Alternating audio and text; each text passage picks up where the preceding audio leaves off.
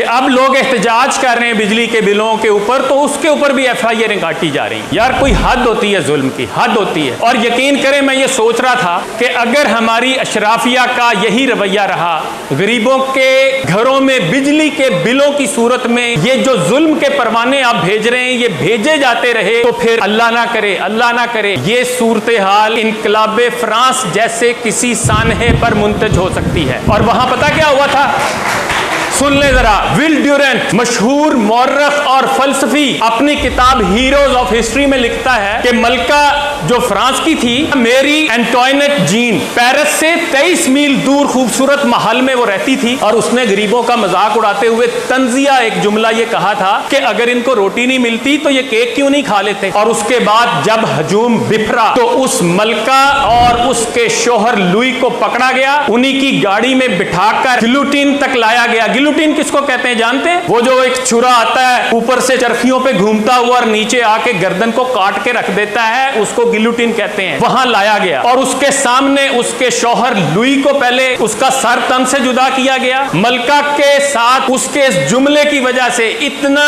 गुबार था लोगों के अंदर कि उसको मजबूर किया गया कि वो अपने कपड़े अपने पहरेदारों के सामने तब्दील करे। वो मातमी लिबास पहनना चाहती थी, उसे इसकी इजाजत नहीं दी गई। उसके हाथ पीछे बांधे गए, उसके बाल मूंड दिए गए और उसको एक घास ले जाने वाले के ऊपर बिठाकर साथ जल्लाद बैठा और उसको सरेआम डराया गया। 16 अक्टूबर 1793 को 12:15 पर जब उसको गिलोटिन के नीचे लटाया जाने लगा तो उसने कहा, मुझे माफ कर दो, मैंने ये जुमला जानबूझकर नहीं कहा था। लेकिन उसके माफी नहीं मिली, उसका सर तन से जुदा हुआ, उसको एक ऐसे गुमनाम खड़े में फेंका गया जिसका कोई नामो निशान नहीं मिला, क्योंकि कब्रिस्तान भर चुके थे। इनकलाबी जो लोग थे वो मारे जा चुके थे लाखों की तादाद में। और उसके बाद उसके सर का फुटबॉल बनाया गया, कई घंटे तक लोग उसके सर से फुटबॉल खेलते रहे। और यही नहीं, एक और किरदार था जनरल रोहान का। उसको बादशाह ने जिम्मेदारी दी थी कि इनकलाबियों को कुचलो, और उसने जब लोगों को पकड़ा और जब वो मौत के घाट उतारने लगता तो लोग जिंदगी की भीख मांगते, तो आगे से कहता, एहतजाज क्यों करते हो? लोग कहते हैं हम 10-10 दिन से भूखे हैं, हमारे पास खाने को कुछ नहीं, हम इसलिए एहतजाज करते हैं। तो उसने आगे से कहा